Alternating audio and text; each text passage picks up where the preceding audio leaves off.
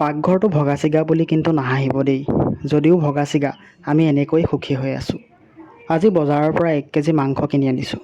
ভাবিছোঁ মাংস আচাৰ অলপ বনাম। মাজে মাজে মাংস খাবলৈ বৰ মন গৈ থাকে। সদায় কিনিবলৈনো ক'ত পইচা পাব।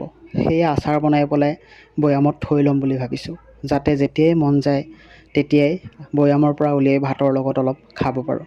যিহেতু ব্ৰইলাৰ মাংস, সেয়ে পানীত অলপ দি পেলাই সিজাই লৈছোঁ, যাতে স্বাস্থ্যৰ কোনো ক্ষতি নহয়।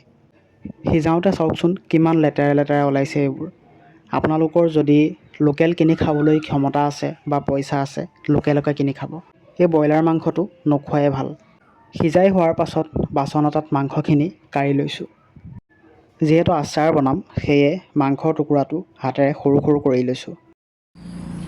গাইজ, এইখিনি আচাৰৰ কাৰণে আমি ধুনীয়াকৈ মঙহখিনি উলিয়াই ল'লোঁ মাংসৰ। আজি মজাকৈ আচাৰ বনোৱা হ'ব। আপোনালোকে ভিডিঅ'টো চাই থাকক। আৰু যিসকলে আমাৰ পেজটোলৈ নতুনকৈ আহিছে, আপোনালোকে পেজটো ফ'ল' কৰি দিব। এতিয়া কেৰাহীত তেল দিয়াৰ পাছত মাংসখিনি তাতে ঢালি দিলোঁ।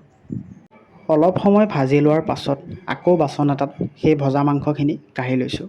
ৰ'ব, আচাৰ বনোৱা হয়েই নাই, এতিয়া বনামহে।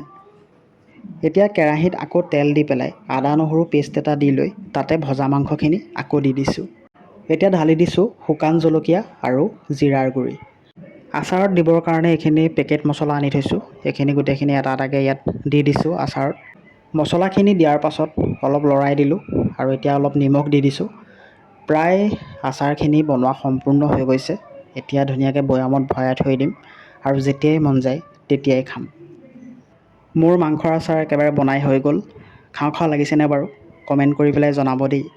আৰু যদি আপোনালোক মোৰ পেজটোত নতুনকৈ আহিছে, আপোনালোকে ফ'ল' কৰি দিব। কাৰণ মোৰ পেজটো নতুন হয়, মোৰ 10টামানহে ফলোৱাৰ্ছ আছে চাগে।